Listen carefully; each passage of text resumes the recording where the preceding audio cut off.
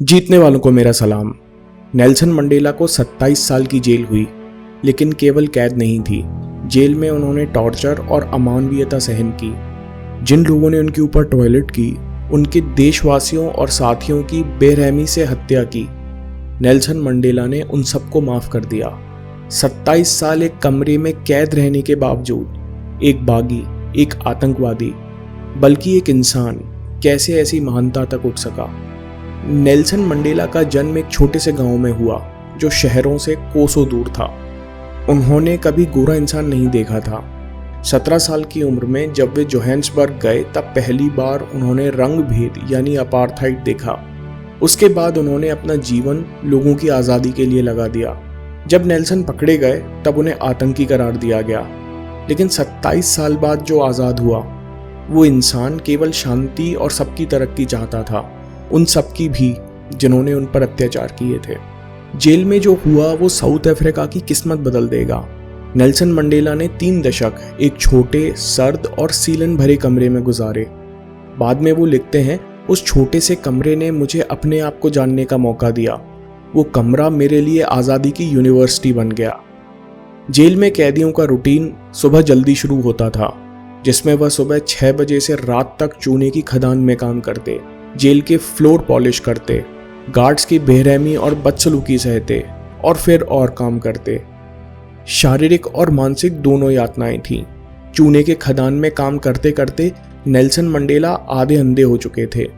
Guards डराने और सजा देने के लिए पहले कैदियों से कब्र खुदवाते, फिर उन्हें कब्र में लिटाकर उन पर टॉयलेट कर देते, जिससे कैदियों का सेल्फ रेस्पेक्ट खत्म हो जाए।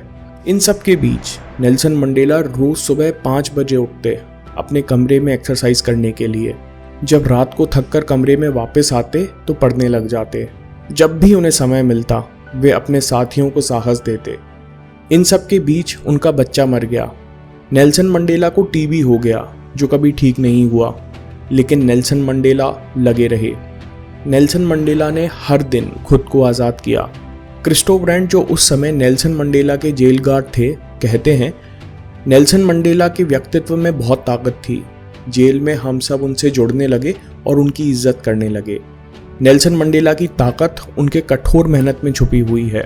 हर दिन उन्होंने अपने ऊपर काम किया और खुद को कभी निराश नहीं होने दिया। प्रेसिडेंट बनने के कुछ महीने बाद एक प्राइवेट इंटरव्यू में नेल्सन मंडेला कहते हैं कि लोग समझते हैं कि मैं बहुत महान हूँ, लेकिन सच्चाई यही है कि मुझे बहुत दुख है कि मैंने अपनी पूरी जवानी जेल में निकाल दी।